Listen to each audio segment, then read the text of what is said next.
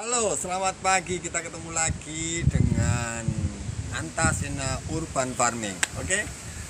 Saya pertama-tama saya akan mengucapkan banyak terima kasih kepada para viewer dan subscriber yang selalu mengikuti channel saya.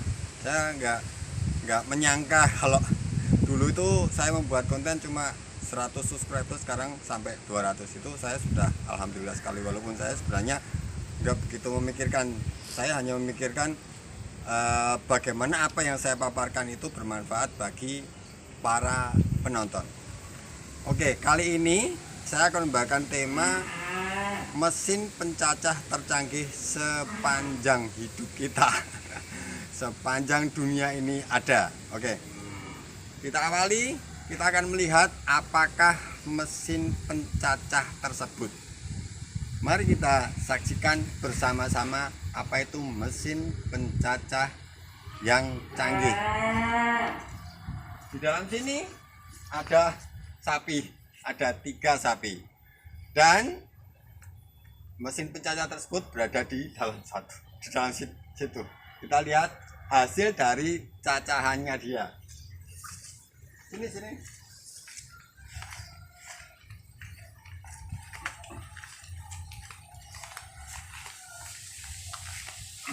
Lihat, dengan saksikan sendiri. Ini adalah kotoran sapi. Jadi di sini dia kena hujan, kena panas, hujan panas, dan ada yang tumbuh di atasnya, ya kan? Warnanya sudah kayak menghitam seperti itu. Nah, keistimewaannya, kenapa saya itu bilang dia canggih, lebih canggih dari mesin pencacah? Pertama ya, kan sebenarnya ada 3 ya untuk kotoran hewan jenis yang bisa digunakan untuk tanaman. Ada sapi yang akrab di lingkungan kita. Ada sapi, ada kambing, ada ayam, ya kan?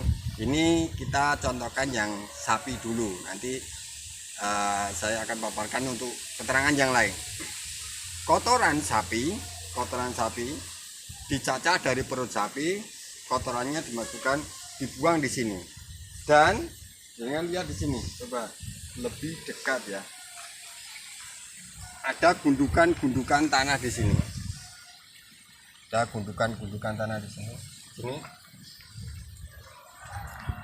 Ada gundukan tanah di sini.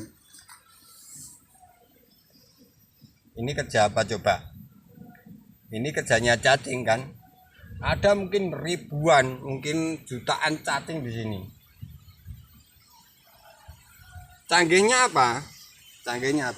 Kotoran sapi dapat memanggil banyak binatang pengurai.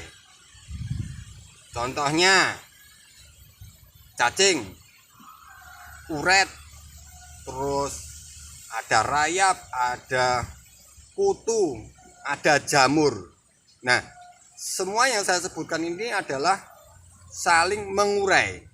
Jadi dia mengurai kotoran hewan ini. Dia mengurai, melembutkan terus gitu. Jadi seperti simbiosis mutualisme. Dia hidup dari kotoran dan dia akan memberikan manfaat bagi tanah dan kotoran sapi itu sendiri, kotorannya sendiri. Ya, lanjutkan lihat sendiri, lihat sampai rumputnya itu bisa hidup loh di situ, di kotoran sapi. Rumputnya hidup di kotoran sapi. Dan ini, lihat ini, rumput ini sangat hijau. Berarti kandungan nitrogen atau N, unsur N-nya sangat tinggi. Ini lihat, sangat hijau kan dan subur. Jadi fungsinya untuk kohe ini juga bisa dapat menyuburkan tanah. Tanah ini sebenarnya tanah padas. Ya, kita lihat lagi, oke? Sekarang kita ke sana.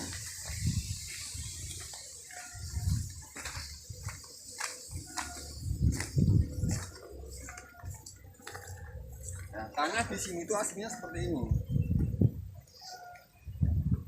Ini padas ini. Namanya lemah padas. Jadi kayak warnanya putih, das kayak gini. Tanahnya itu tanah padas. Aslinya di sini tuh kayak gini, keras. Nah, kita akan perlihatkan bagaimana kotoran sapi ini dapat mempengaruhi tekstur tanah. Nih,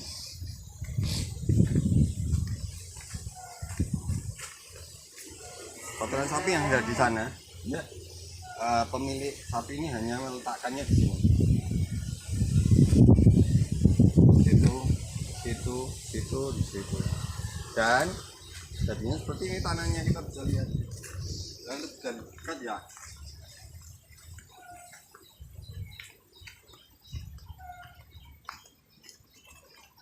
Nih.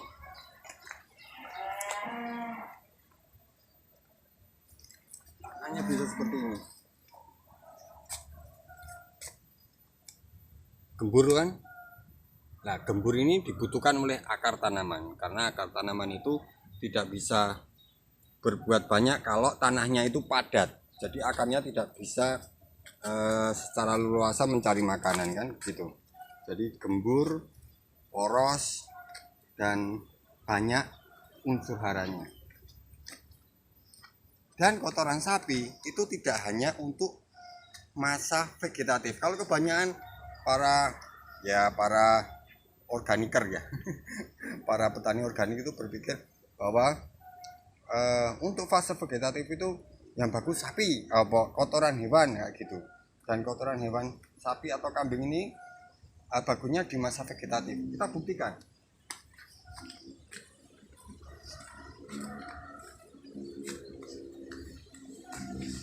Nah, lihat ini, saya tiap hari kesini dan saya melihat perkembangannya. Ini buah cipluan, hanya dengan kotoran sapi, tapi buahnya lihat, banyak sekali, masih berbunga dan masih berbuah. Ini buahnya banyak sekali. Nah, nih banyak sekali. Ini buahnya banyak, bunganya banyak, sampai ada yang jatuh-jatuh. Ini membuktikan bahwa kotoran sapi atau kohe itu tidak hanya berbuat di masa vegetatif, tapi juga generatif. Karena yang dimakan sapi tentu saja bukan hanya daunnya dari jerami atau yaitu rumput yang biasanya mereka makan, tapi juga bunga-bunganya juga. Makanya saya hanya menggunakan kohe sapi ini aja bisa menumbuhkan cabai atau melon atau apa bisa. Nah, dengan coba pikirkan masak-masak tentang kohe ini, kohe sapi, kohe ayam, dan kohe kambing. 3 kohe ini yang biasa akrab kita di sekitar rumah kita itu memiliki tekstur berbeda-beda. Kohe sapi agak lembek, kohe kambing dia lebih padat, kohe ayam ini agak lebih encer gitu ya. Dan ternyata tekstur dari kotoran ini seperti mengibaratkan kemampuan dari kotoran ini.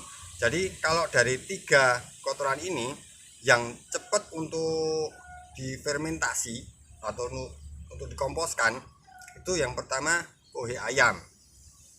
Ayam itu paling cepat dan paling bisa cepat dikonsumsi oleh tanaman. Jadi begitu dia dikomposkan, dia cepat terurai dan cepat jadi nutrisi. Yang kedua kohe sapi. Kohe sapi agak slow release, tapi tidak secepat untuk unggas. Unggas itu lebih cepat.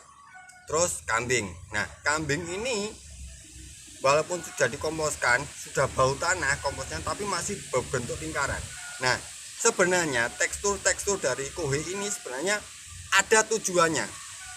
Bentuk itu ada tujuannya, nggak mungkin tidak. Jadi sang pencipta mendesain kotoran dari para hewan ini itu pasti ada tujuannya. Dan ternyata betul, setelah saya melihat, menganalisa beberapa petani yang menggunakan kohe A, kohe B, kohe C, ternyata kohe kambing yang berbentuk lingkaran itu dapat dapat memberikan nutrisi jauh lebih lama dibanding ayam atau sapi. Kayak kue sapi ini kan agak lembek, walaupun dia mengengkel gitu tapi agak lembek, dia gampang turunnya juga. Apalagi ayam.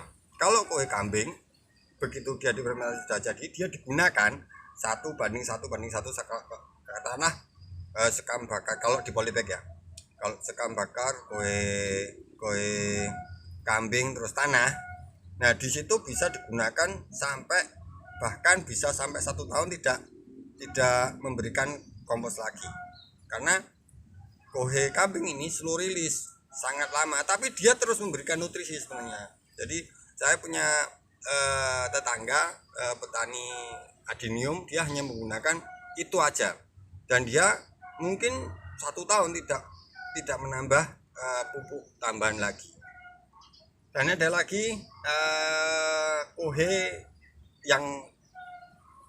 kue dari binatang yang lebih kecil lagi. Nah, nanti kita lihat di rumah aja, kita cut, nanti kita lanjutkan di rumah, oke? Oke, kita lanjutkan lagi di tempat yang berbeda. Di sini saya akan mengatakan akan memberikan wawasan pula tentang kue kotoran hewan yang lebih kecil lagi. Tadi kan di sana kan ada sapi, ada kambing, ada ayam. Nah, ini ada kue yang lebih canggih lagi. Nah, lihat. Ini. Ini banyak sekali di sini. Ini, nah, ada ini banyak sekali. Cacing. Ini jenis cacing merah. Kalau yang di sana tadi yang bisa menyembulkan gundukan-gundukan tanah tadi, cacingnya berbeda. Cacingnya tadi di sana itu namanya cacing tanah yang warnanya ungu kehitam-hitaman. Kalau yang di sini ini adalah cacing merah. Dulu saya pikir cacing merah itu untuk mengecilkan atau mencacah kotoran hewan sapi. Saya pikir seperti itu. Tapi ternyata di fermentasi daun saya ini banyak juga cacing merah, dan cacing merah ini ternyata juga memakan daun-daunan busuk atau BO, bahan organik. Ini sudah saya buktikan. Jadi saya pikir dulu ternyata kan African Nut Crawler ya, AFC, yang memakan kohe sapi terutama. Dia seperti casting lah, ya toh, bekas cacing. Ternyata tidak. Ternyata dia juga memakan makanan bahan-bahan organik. Dan di sini banyak sekali. Nah, ini banyak. Karena dia itu kan kalau kena sinar dia akan turun ke bawah. Kalau dia turun ke bawah. Jadi kalau ketika saya buka dia pasti turun ke bawah.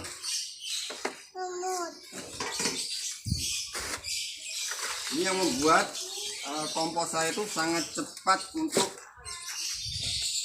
terfermentasi. Salah satunya ya ini cacing merah.